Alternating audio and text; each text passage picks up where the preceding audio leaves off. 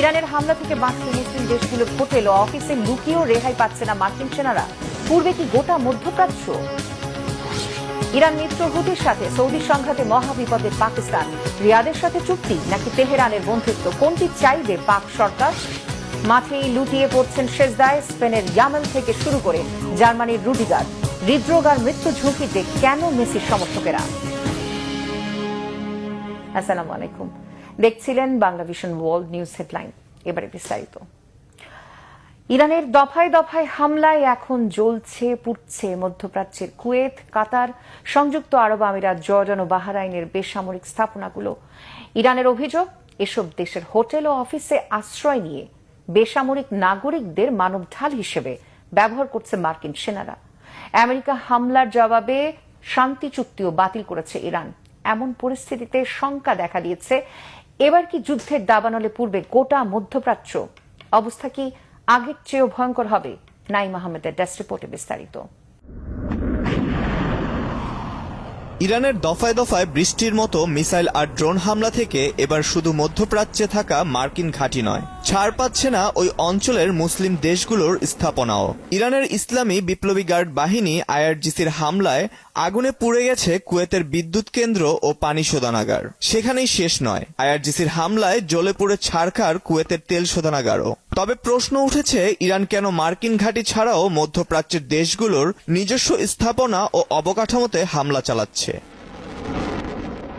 বিশ্লেষকরা বলছেন, ইরানের হামলা থেকে রেহাই পায়নি জর্ডান, বাহরাইন, কাতার ও কুয়েতের কোনো মার্কিন ঘাঁটি আর স্থাপনায়। আর এসব ঘাঁটিতে থাকা মার্কিন সেনারা জীবন বাঁচাতে গা ঢাকা দিয়েছে এসব দেশের হোটেল, অফিস সহ অন্যান্য বেসামরিক স্থাপনায়। আর এই তথ্য ইরানের অজানা নয়, যে কারণে এবার ইরানের টার্গেটে পরিণত হচ্ছে এসব দেশের হোটেল সহ বেসরকারি স্থাপনাগুলো। সংযুক্ত আরব আমিরাতের কিছু কিছু হোটেলেরও নাম প্রকাশ করেছে ইরান। খামেনির দেশের অভিযোগ, মার্কিন সেনারা এসব দেশের বেসামরিক নাগরিকদের নিজের স্বার্থে মানব ঢাল হিসেবে ব্যবহার করছে। ইরানের প্রতিশোধ হামলা অব্যাহত আছে জর্ডান, বাহরাইন, কাতার ও কুয়েতের মার্কিন ঘাঁটিতেও। আইআরজিসির দাবি, জর্ডানের আল আজরাকে মার্কিন বিমান ঘাঁটিতে ধ্বংস করা হয়েছে দুটি মার্কিন যুদ্ধ বিমান। কুয়েতের আল আহমাদি বন্দরে মার্কিন নৌবাহিনীর জ্বালানি সরবরাহ জেটি, বাহরাইনের শেখ ইসা বিমান ঘাঁটি ও একটি মার্কিন গোয়েন্দা ঘাঁটিতেও হামলা চালানো হয়েছে। ইরানের জ্যেষ্ঠ সামরিক উপদেষ্টা মোহসেন রেজাই হুঁশিয়ার করেন, আমেরিকা হামলা বন্ধ না করলে সর্বাত্মক যুদ্ধ শুরু হবে। আর তখন ছাড় পাবে না মধ্যপ্রাচ্যের মুসলিম দেশগুলোর নিজস্ব স্থাপনাও। এতে চলমান সংঘাত আগের চেয়েও ভয়াবহ রূপ নিয়ে ভয়ঙ্কর আঞ্চলিক যুদ্ধে পরিণত হওয়ার শঙ্কা দেখা দিয়েছে। এরই মধ্যে মার্কিন হামলা অব্যাহত থাকায় ইরান আমেরিকার মধ্যকার সমঝোতা চুক্তি বাতিলের ঘোষণা দিয়েছে ইরান। যুদ্ধবিরতি ভেঙে টানা সপ্তম দিনের মতো ইরানে হামলা চালাচ্ছে আমেরিকা। সামরিক স্থাপনায় হামলার নামে সাধারণ মানুষের বেঁচে থাকার অধিকারটুকুও কেড়ে নিচ্ছে মার্কিন বাহিনী। পানির অপর নাম জীবন, আর এই পানিকেই অস্ত্র বানিয়েছে ট্রাম্পের সেনারা। এবার ইরানের দক্ষিণের জাস্ক প্রদেশের বুঞ্জি গ্রামের পানি শোধনাগার কেন্দ্রে ভয়াবহ হামলা চালিয়েছে মার্কিন বাহিনী। ধ্বংস করা হয়েছে সাগর থেকে পানি তোলার পাম্প স্টেশন ও ট্রান্সফরমার। মার্কিন এ হামলায় 20টি গ্রামের প্রায় 10,000 বাসিন্দা পড়েছে চরম খাবার পানির সংকটে। মার্কিন সেন্ট্রাল কমান্ড সেন্টকমের দাবি, মার্কিন বাহিনীর সপ্তম দিনের হামলায় আইআরজিসির নজরদারি কেন্দ্র, সামরিক রসদ গুদাম, ভূগর্ভস্থ অস্ত্রাগার এবং সামরিক সক্ষমতায় লক্ষ্যবস্তু করা হয়েছে। মার্কিন এ হামলায় বিস্ফোরণের খবর পাওয়া গেছে ইরানের দক্ষিণাঞ্চলের বন্দর আব্বাস, জাস্ক, বুশেহর, লোরিস্তান প্রদেশের খুররামবাদ অঞ্চল। তবে আমেরিকান বাহিনী সামরিক লক্ষ্যবস্তুকে হামলা চালানোর কথা বললেও এর বেশিরভাগই ছিল বেসামরিক স্থাপনায়। ইরানি গণমাধ্যমের তথ্য মতে, মার্কিন হামলায় বিদ্যুৎ কেন্দ্র, পানি শোধনাগার, রাস্তা, গুরুত্বপূর্ণ সংযোগ সেতু, রেল ব্যবস্থাকে লক্ষ্য করে চালানো হয়েছে এ হামলা। দক্ষিণ ইরানের 116টি টেলিযোগাযোগ ব্যবস্থায় হামলা চালানো হয়েছে। তেহরানের দাবি, বেসামরিক স্থাপনায় হামলার মধ্য দিয়ে যুদ্ধাপরাধ করছে আমেরিকানরা। ইরানের স্বাস্থ্য মন্ত্রণালয় বলছে, 6 জুলাই থেকে শুরু হওয়া মার্কিন বাহিনীর নয়া এ হামলায় এ পর্যন্ত 50 জনেরও বেশি ইরানের নাগরিক মারা গেছে, আহত 500-রও বেশি। এমন অবস্থায় ইরান হুঁশিয়ার করে বলেছে, মার্কিন হামলা অব্যাহত থাকলে কেবল আমেরিকা নয়, তেল, গ্যাস সহ তীব্র জ্বালানি সংকটে ভুগবে ইউরোপও। এদিকে 2020 সালে ইরানের সিনিয়র সামরিক কমান্ডার জেনারেল কাশেম সোলেমানি ও ইরাকের মিলিশিয়া নেতা আবু মাহদি আল মোহান্দিস হত্যায় ট্রাম্প জড়িত থাকায় তাকে হত্যায় প্রায় 124 কোটি টাকার অর্থ পুরস্কারের ঘোষণা দিয়েছে ইরাকের সশস্ত্র গোষ্ঠী ইসলামিক রেজিস্ট্যান্স ইন ইরাক। শহীদদের প্রতিশোধ নেওয়া বাধ্যতামূলক অঙ্গীকার বলেও বিবৃতিতে উল্লেখ করেছে Islamic resistance. Naim Ahmed, Bangla vision news desk. Iran সমর্থিত হুথি বিদ্রোহীদের সাথে সৌদি আরবের সাম্প্রতিক সংঘাতে মহা বিপাকে পড়েছে যুক্তরাষ্ট্র ইরান যুদ্ধের মধ্যস্থতাকারী দেশ পাকিস্তান। একদিকে সৌদি আরবের সঙ্গে প্রতিরক্ষা প্রতিশ্রুতি, অন্যদিকে ইরানের সঙ্গে সুসম্পর্ক। কাকে বেছে নেবে, কোন পক্ষে যাবে তা নিয়ে নয়া টানাপোড়েনের দেশটি। সৌদিতে হুথিদের সাম্প্রতিক হামলার পর ইসলামাবাদ কি প্রতিরক্ষা চুক্তির জোরে এই যুদ্ধে জড়িয়ে পড়বে? কি বলছেন বিশ্লেষকরা? হিজেল জোবায়েরের ডেস্ক রিপোর্টে বিস্তারিত। যুক্তরাষ্ট্র ও ইরানের মধ্যে চলমান উত্তেজনার মধ্যেই নতুন এক কৌশলগত সংকটে পড়েছে পাকিস্তান। ইয়েমেনের ইরান সমর্থিত হুতি গোষ্ঠীর সৌদি আরবে ক্ষেপণাস্ত্র হামলার পর ইসলামাবাদ আশঙ্কা করছে পরিস্থিতির আরও অবনতি হলে তারা অনিচ্ছা সত্ত্বেও আঞ্চলিক সংঘাতে জড়িয়ে পড়তে পারে। একই সঙ্গে যুক্তরাষ্ট্র ও ইরানের মধ্যে মধ্যস্থতাকারী হিসেবে পাকিস্তানের যে ভূমিকা তৈরি হচ্ছিল তাতেও জটিলতা দেখা দিচ্ছে। রয়টার্সের তথ্য অনুযায়ী গত বছর সৌদি আরবের সঙ্গে স্বাক্ষরিত পারস্পরিক প্রতিরক্ষা চুক্তির কারণে পাকিস্তানের ওপর নতুন ধরনের কৌশলগত চাপ তৈরি হয়েছে। এই চুক্তির আওতায় হাজার হাজার পাকিস্তানি সেনা এবং একটি যুদ্ধবিমান স্কোয়াড্রন বর্তমানে সৌদি আরবে মোতায়েন রয়েছে। ফলে সৌদি আরবের নিরাপত্তার ওপর বড় ধরনের আঘাত এলে ইসলামাবাদের জন্য নিরপেক্ষ অবস্থান ধরে রাখা কঠিন হয়ে যেতে পারে। চলতি সপ্তাহে হুথিরা সৌদি আরবের দিকে ক্ষেপণাস্ত্র নিক্ষেপ করে। তাদের দাবি, সৌদি নেতৃত্বাধীন হামলায় তাদের নিয়ন্ত্রণাধীন একটি বিমানবন্দর লক্ষ্যবস্তু হয়েছিল। এই হামলার মধ্য দিয়ে 4 বছর ধরে কার্যকর থাকা সীমান্তবর্তী যুদ্ধবিরতি কার্যত ভেঙে যায়। যদিও এখন পর্যন্ত সংঘর্ষ একটি ঘটনাতেই সীমাবদ্ধ রয়েছে। নাম প্রকাশ না করে পাকিস্তানের এক জ্যেষ্ঠ কর্মকর্তা রয়টার্সকে বলেন, দেশটির বেসামরিক ও সামরিক নেতৃত্ব সর্বোচ্চ পর্যায়ে ইরানকে স্পষ্ট বার্তা দিয়েছে যে সৌদি আরবের ওপর হামলা মানে পাকিস্তানের ওপর হামলা। এটি আমাদের লাল রেখা। বিশ্লেষকদের মতে ইসলামাবাদের উদ্বেগের অন্যতম কারণ হল সৌদি ইয়েমেন সীমান্তের কাছাকাছি এলাকায় পাকিস্তানি সেনাদের অবস্থান। ফলে সংঘাত বিস্তৃত হলে পাকিস্তানি সেনারাও সরাসরি ঝুঁকির মুখে পড়তে পারে।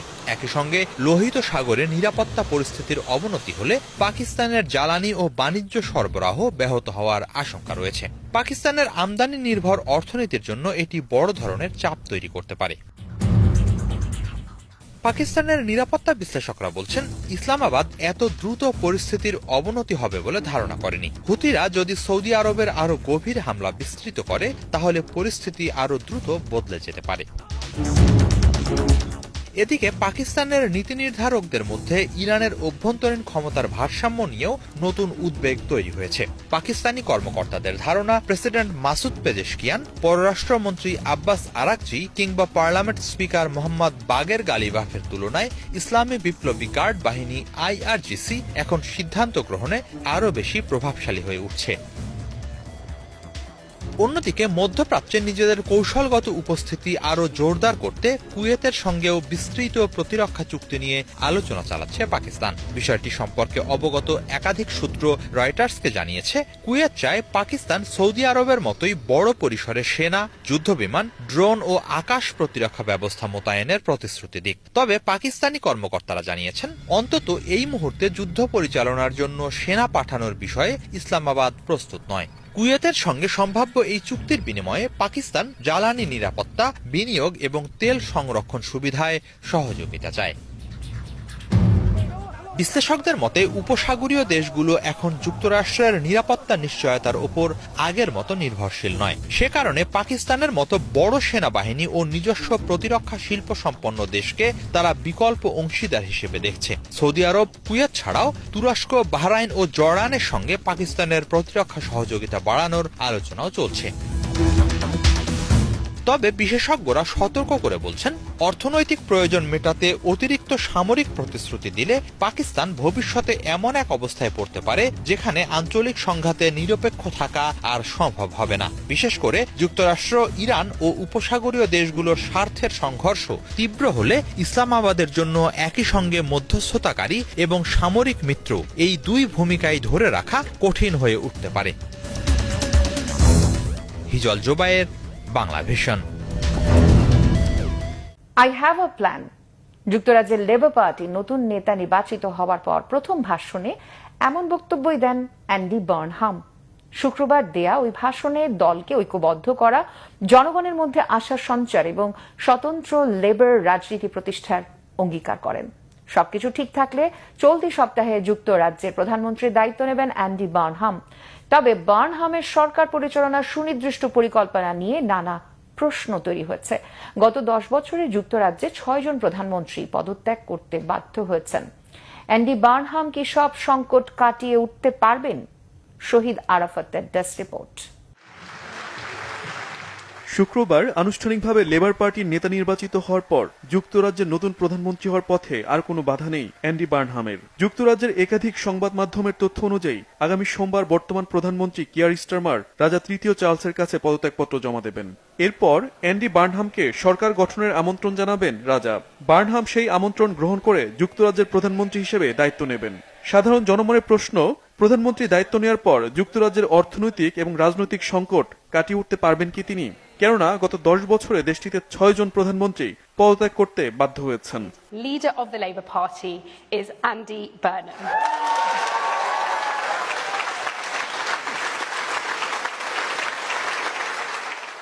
I have a plan. দলীয় দায়িত্ব নেওয়ার পর অ্যান্ডি বার্নহাম তার প্রথম ভাষণে এমনই এক বাক্য তুলে ধরেন। দলকে ঐক্যবদ্ধ করা, জনগণের মধ্যে নতুন করে আশার সঞ্চার এবং স্বতন্ত্র লেবার রাজনীতি প্রতিষ্ঠার অঙ্গীকার করেন। অ্যান্ডি বার্নহাম বলেন, তার নেতৃত্বে লেবার পার্টি আবার শ্রমজীবী মানুষের দল হিসেবে নিজেদের প্রতিষ্ঠিত করবে। জনসেবা, সামাজিক ন্যায় বিচার এবং অর্থনৈতিক বৈষম্য কমানো হবে তার সরকারের মূল অগ্রাধিকার। প্রধানমন্ত্রী হলেও নিজেকে বদলে ফেলা থেকে বিরত থাকার প্রতিশ্রুতি দেন অ্যান্ডি বার্নহাম। সাধারণ মানুষের বাস্তব অভিজ্ঞতার ভিত্তিতেই নীতি নির্ধারণ করার অঙ্গীকার করেন। তবে প্রায় আধ ঘন্টার বক্তৃতার পরও অ্যান্ডি বার্নহামের সরকার পরিচালনার সুনির্দিষ্ট পরিকল্পনা নিয়ে জনমনে নানা প্রশ্ন রয়ে গেছে। রাজনৈতিক বিশ্লেষকরা বলছেন, প্রধানমন্ত্রী হিসেবে দায়িত্ব গ্রহণের অন্তত 6 মাস পর বাস্তবতার কিছুটা বোঝা সম্ভব। Shahid Arafat, Bangla vision, news desk. গোল করে মাঠেই আল্লাহর দরবারে সিজদা।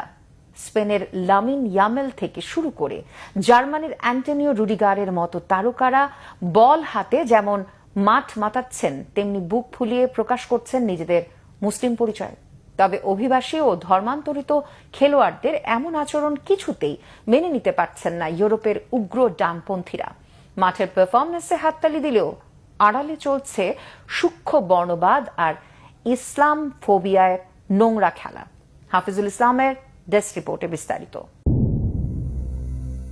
বিশ্বকাপ ফুটবলের টানটান উত্তেজনার মাঝে গোল উদযাপনের পর সিজদার দৃশ্য এখন আর শুধু মধ্যপ্রাচ্য বা আফ্রিকার মুসলিম দেশগুলোর একচেটিয়া নয়। খোদ ইউরোপের বড় বড় দেশের তারকা ফুটবলাররা গোল করে মাঠেই আল্লাহর দরবারে শুকরিয়া জানাচ্ছেন।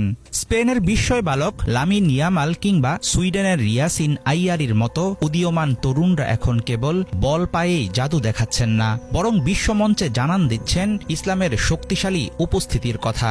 ইউরোপে ইসলাম নিয়ে রাজনীতি বহু পুরনো হলেও ওয়ার্ল্ড কাপের মাঠে মুসলিমদের জয় জয়কার রীতিমতো অস্বস্তিতে ফেলেছে উগ্র ডানপন্থীদের। বিশ্বকাপেও কেন মুসলমান খেলোয়াড়দের নিয়ে এত রাজনীতি? গ্যালারি থেকে আসা বর্ণবাদী কটূক্তি কিংবা উগ্রপন্থীদের তৈরি করা বাধা কোনো কিছুই দমাতে পারছে না মুসলিম ফুটবলারদের। মাঠের পারফরম্যান্সে সব সমালোচনার জবাব দিয়ে তারা বুক ফুলিয়ে বলছেন নিজেদের মুসলিম পরিচয়ের কথা। জার্মানির অ্যান্টনিও রুডিগারের মতো প্রতিষ্ঠিত তারকারাও সামাজিক মাধ্যমে নিজেদের ধর্মীয় বিশ্বাস তুলে ধরে এই মর্যাদার লড়াইকে নিয়ে গেছেন আরও উঁচুতে। লামিন ইয়ামালকে তার নিজের ঘরের মাঠেই গ্যালারি থেকে শুনতে হয়েছে নানা রকম কটূক্তি। জবাবে তিনি সামাজিক যোগাযোগ মাধ্যমে গর্বের সাথে তুলে ধরেছেন নিজের মুসলিম পরিচয়। ইউরোপীয় ফুটবলে এমন পরিবর্তন শুধুমাত্র অভিবাসী পরিবারের সন্তানদের মাঝেই সীমাবদ্ধ নেই, বরং সেখানে দিন দিন বাড়ছে ধর্মান্তরিত খেলোয়াড়দের সংখ্যাও। ইংল্যান্ডের জেড স্পেন্সের মতো তরুণ যেমন প্রথম মুসলিম হিসেবে ইতিহাস গড়েছেন, তেমনি কেপ ভার্দে জাতীয় দলের 3 তারকা ফুটবলার ইউরোপে থাকাকালীন ইসলামের সংস্পর্শে এসে ধর্ম পরিবর্তন করেছেন। মুসলিম ফুটবলারদের বিশ্বমঞ্চে অংশগ্রহণের এসব ঘটনা প্রমাণ করে ইসলাম এখন আর ইউরোপের বাইরের কোনো সংস্কৃতি নয়, বরং এটি এখন মহাদেশটির নিজস্ব পরিচয়ের একটি অবিচ্ছেদ্য অংশ হয়ে দাঁড়িয়েছে। এশিয়া ও আফ্রিকা থেকে আসা লাখ লাখ মুসলিম অভিবাসীর হাত ধরে দ্রুত বদলে যাচ্ছে ইউরোপের জনসংখ্যার হিসাব নিকাশ। মহাদেশটির ফুটবল আঙিনায়ও এর প্রতিফলন ঘটছে। এমন পরিবর্তনকে নিজেদের ঐতিহ্যের জন্য বিরাট হুমকি হিসেবে দেখছে ইউরোপের উগ্র ডানপন্থীরা। ইউরোপীয় মুসলিম ফুটবলাররা যখন গোল করে দেশকে জেতান, তখন তারা জাতীয় নায়ক, কিন্তু খেলা শেষ হতেই তাদের ধর্মীয় পরিচয় নিয়ে শুরু হয়ে যায় নানা রকম কাটাছেঁড়া। নিজের ধর্মীয় গৌরবকে বুকে আগলে রেখে অধিকার আদায়ের কঠিন লড়াইটাই এখন চালিয়ে যাচ্ছে ইউরোপের নতুন প্রজন্মের মুসলমানরা। হাফিজুল ইসলাম, বাংলাভিশন। বিশ্বকাপ ফুটবলের চরম উত্তেজনা এখন আর্জেন্টিনার নাগরিকদের জন্য তৈরি করেছে জীবনের ঝুঁকি। আর্জেন্টিনা দলের ম্যাচগুলোর সময় দেশটিতে হার্ট অ্যাটাক সহ গুরুতর হৃদরোগের ঘটনা আশঙ্কাজনকভাবে বেড়েছে। হৃদরোগ বিশেষজ্ঞরা বলছেন, টুর্নামেন্ট শুরুর পর থেকে স্বাভাবিকের চেয়ে প্রায় দ্বিগুণ মানুষ হৃদরোগে আক্রান্ত হচ্ছেন। খেলা দেখার সময় অতিরিক্ত মানসিক চাপের কারণে সমর্থকদের রক্তচাপ বেড়ে যাচ্ছে। তাই খেলা দেখার সময় ফুটবল ভক্তদের শান্ত থাকতে পরামর্শ দিচ্ছেন ডাক্তাররা। সান্দিদা ইসলাম তন্নির ডেস্ক রিপোর্ট।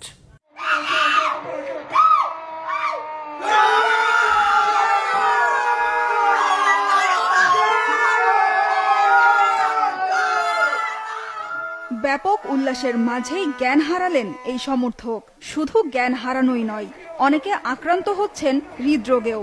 বিশ্বকাপে প্রিয় দল আর্জেন্টিনার ম্যাচের সময়ে এমন দৃশ্য এখন হরহামেশাই দেখা যাচ্ছে। কিন্তু কেন? সমর্থকরা বলছেন, প্রথম 70 থেকে 80 মিনিট পর্যন্ত শ্বাসরুদ্ধকর পরিস্থিতি শেষে 2 বা 3 গোল পিছিয়ে থেকে যখন জয়ের আশা প্রায় ছেড়েই দিচ্ছেন হতাশ সমর্থকরা, ঠিক তখন প্রায় 10 মিনিটের ভেতরে হঠাৎ প্রিয় মেসির দলের এমন কামব্যাকে হতবাক উচ্ছ্বসিত তারা। প্রায় প্রতি ম্যাচে শেষ দিকের এমন শ্বাসরুদ্ধকর নাটকীয়তার চাপই অনেকে নিতে না পেরে হারাচ্ছেন জ্ঞান। চিকিৎসকরা বলছেন, মাথা, হার্টে অতিরিক্ত চাপ নেয়ার কারণে বাড়ছে হৃদরোগের ঝুঁকিও। আর সেই ঝুঁকি থেকে বাঁচতে কেউ কেউ মজা করে বলছেন, আর্জেন্টিনার জয় দেখতে এখন আর পুরো ম্যাচ দেখার প্রয়োজন নেই, শেষ 10-15 মিনিটই যথেষ্ট। আমি ধরেই নিয়েছিলাম হেরে যাচ্ছে, কিন্তু শেষ মুহূর্তের এমন জয়ে বুকে ব্যথা ও শ্বাসকষ্ট শুরু হয়। আমার বন্ধুরা বারবার আমাকে শ্বাস নিতে বলছিল, কিন্তু আমি শ্বাস নেয়ার মতো অক্সিজেনই পাচ্ছিলাম না। এরপরে আমার মাথা ঘুরে গেল, আমি বসে পড়লাম। কয়েক সেকেন্ডের জন্য আমি জ্ঞান হারিয়েছিলাম। ম্যাচের শেষ কয়েক মিনিট আমি পরে আবার দেখেছি, কারণ ওই মুহূর্তের কিছুই আমার মনে ছিল না।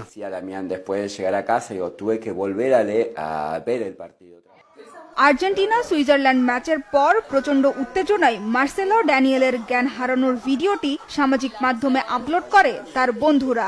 মুহূর্তের মধ্যেই ভাইরাল হয় ভিডিওটি। তবে শুধু ড্যানিয়েল মার্সেলো মঞ্জে নয়, বিশ্বকাপে মেসি আলভেরেজদের হাই ভোল্টেজ ম্যাচগুলোর উত্তেজনা সামলাতে হিমশিম খাচ্ছে আরো অনেকেই। পুরো আর্জেন্টিনা জুড়েই বেড়েছে হৃদরোগীর সংখ্যা, বাড়ছে মৃত্যু ঝুঁকিও। রাজধানী বুয়েন্স আয়ার্স কার্ডিওভাস্কুলার ইনস্টিটিউটের ডাক্তার অ্যালেন সিগাল জানিয়েছেন, মিশরের বিপক্ষে আর্জেন্টিনার ম্যাচের দিন বিকেলে 3 জন অ্যাওট্রিক ডিসেকশন বা রক্তনালী ছিঁড়ে যাওয়া রোগীর চিকিৎসা করেছে তার টিম। স্বাভাবিক সময়ে প্রতি মাসে মাত্র 2 জন এমন রোগী হাসপাতালে আসেন। অ্যাওট্রিক ডিসেকশন ছাড়াও ম্যাচ শেষে বুকে ব্যথা, বুক ধরফর করা এবং উচ্চ রক্তচাপের সমস্যা নিয়েও অনেক রোগী হাসপাতালে এসেছে। বিশ্বকাপ শুরু হওয়ার পর হার্ট অ্যাটাকের রোগীর সংখ্যা স্বাভাবিকের তুলনায় অনেক বেড়েছে। অনেকেই ম্যাচ চলাকালেই হৃদরোগের নানা উপসর্গ নিয়ে আমাদের কাছে আসেন। কেউ কেউ আবার অসুস্থ হয়ে পড়লেও ম্যাচ শেষ না করে হাসপাতালে আসতে চান না, পরে আসেন। এতে তাদের সমস্যা আরো গুরুতর হয়ে ওঠে। শুধু বুয়েন্স আয়ার্স নয়, একই চিত্র গোটা দেশের। আর্জেন্টিনার তুকুমান প্রদেশের চিকিৎসকরাও জানিয়েছেন, ইংল্যান্ডের বিরুদ্ধে আর্জেন্টিনার ম্যাচের সময় 2 জন হার্ট অ্যাটাকের রোগী হাসপাতালে ভর্তি হন। টুর্নামেন্ট শুরুর পর থেকে হৃদরোগের অন্যান্য উপসর্গ নিয়ে হাসপাতালে এসেছিল অন্তত 35 জন। স্বাভাবিক সময়ে প্রতি মাসে এমন রোগীর সংখ্যা থাকে মাত্র 20। বিশ্বকাপের টানটান উত্তেজনাপূর্ণ ম্যাচগুলোতে মানসিক চাপের কারণে আর্জেন্টিনায় হৃদরোগীর সংখ্যা বেড়ে যাওয়ার ঘটনা নতুন কিছু নয়। 2006 সালের বিশ্বকাপ নিয়ে আর্জেন্টাইন ফেডারেশন অব কার্ডিওলজির প্রকাশিত এক গবেষণায় দেখা গেছে, হাই ভোল্টেজ ম্যাচগুলোর সময় আর্জেন্টিনা জুড়ে হৃদরোগীর সংখ্যা বছরের অন্যান্য সময়ের তুলনায় কয়েক গুণ পর্যন্ত বেড়ে যায়। এমন পরিস্থিতিতে সুস্থ থাকতে ফুটবল ভক্তদের মদ্যপান কমিয়ে দেওয়ার পাশাপাশি ম্যাচের সময় শান্ত থাকার পরামর্শ দিচ্ছেন চিকিৎসকরা। সানজিদা ইসলাম তন্নি, বাংলা ভিশন নিউজ ডেস্ক। এই ছিল আজকের মতো। ধন্যবাদ এতক্ষণ সাথে থাকার জন্য।